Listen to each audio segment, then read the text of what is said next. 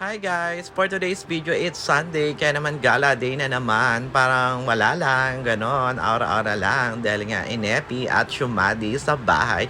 Kaya naman wala tayong ibang gagawin ngayon for today's video. Kaya tara samahan nyo kami umaura-aura lang na parang alam nyo na, wala lang, ganon lang.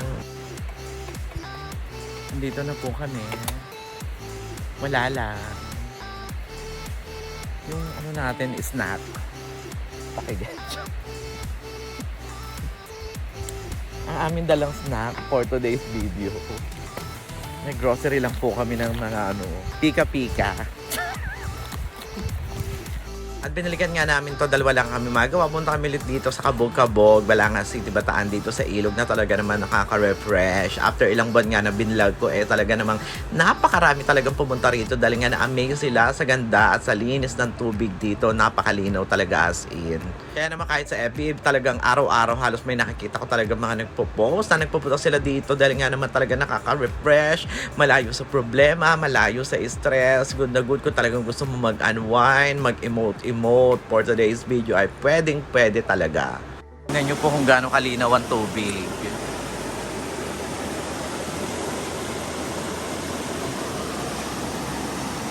Medyo late na nga kami nung nag-decide kami na magpunta rito, pero alam nyo ba, as in napakarami, as in sobrang daming panay ang dating na mga kung sino-sino dito na talaga naman. Kasi nga Sunday, wala magawa kahit sa nasa bahay.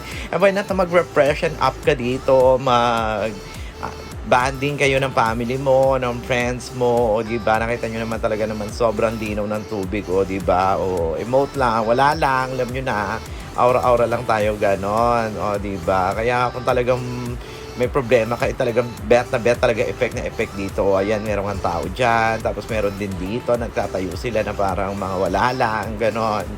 Kaya nag-epekto na parang ala lang talaga, o di ba? O effect, o yung agos effect, o di ba?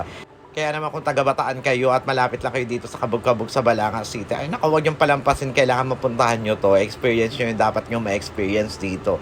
Dahil sobrang dami talaga na nagpupunta rito. Mula ka nung na-vlog ko, paribasa nag-trending ngayon, parang wala lang natin. Ang dami ng mga nagpunta-punta rito na alam nyo na wala lang, yung gusto-gusto lang gumala, mag-enjoy for a moment, diba, time out muna sa stress, sa work, and then ayan, maya-maya nga kinain na namin yung aming snacks, diba, na parang wala lang, maka-snacks naman dalawang chichirya lang naman talaga yung binili namin.